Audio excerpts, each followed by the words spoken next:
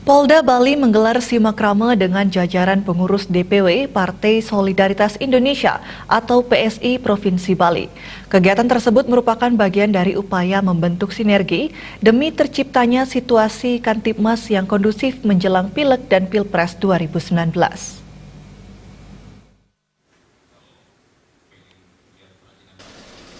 Menjelang pemilu 2019 yang berlangsung kurang dari setahun, Polda Bali kini gencar melakukan simakrama atau silaturahmi dengan berbagai stakeholder termasuk partai politik.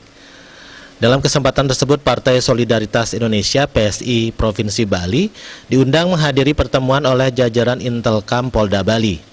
Direktur Intelkam Polda Bali, Kombes Pol Ahmad Jamal Yulianto dalam sambutannya mengatakan, pertemuan dengan DPW PSI Bali dan jajarannya dilakukan sebagai bagian dari sinergi dalam menciptakan situasi Kamtibmas yang kondusif menjelang Pileg dan Pilpres 2019 mendatang. Pihaknya berharap pertemuan ini menjadi momentum untuk membangun rasa kekeluargaan dalam upaya bersama-sama menjaga situasi damai selama hajatan politik. Dalam pertemuan tersebut, pihaknya menegaskan sikap netralitas Polri dalam pemilu 2019 dan bahkan pihaknya mengaku akan mendukung siapapun yang dipercaya rakyat menjadi presiden. Jajaran pengurus PSI Bali berikrar untuk menyatakan pihaknya menolak berita hoaks dan ujaran kebencian, serta siap mendukung situasi Kamtibmas yang kondusif menjelang Pileg dan Pilpres 2019. Partai Solidaritas Indonesia menolak berita hoaks dan ujaran kebencian serta mendukung situasi Kamtibmas tetap kondusif menjelang Pileg dan Pilpres 2019. Salam solidaritas. Sementara itu, Ketua DPW PSI Bali Nengah Yase Adi Susanto menerangkan pertemuan membahas supaya menangkal dan menangani berita hoaks yang belakangan ini membuat situasi keruh di masyarakat. Selain itu, pihaknya mengajak seluruh komponen masyarakat untuk bersama-sama menjaga situasi Kamtibmas yang kondusif dengan tidak melakukan politik uang. Ya, jangan sampai masyarakat itu tercerai-berai hanya gara-gara pemilu nanti, baik Pilpres maupun Pileg. Ingat, ini adalah pesta demokrasi yang harus dinikmati dengan cara baik, ya, dengan cara-cara yang elegan, ya, sehingga masyarakat itu semakin teredukasi.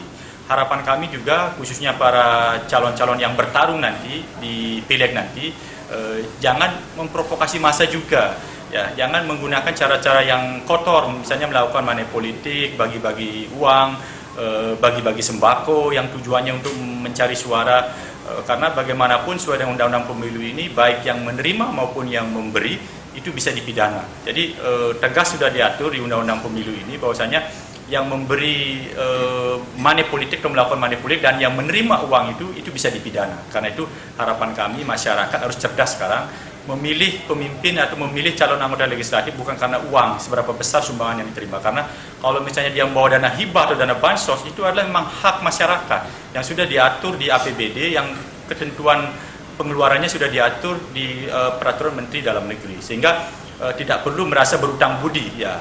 Lihat track record orang tersebut apakah mereka benar-benar layak dipilih atau tidak.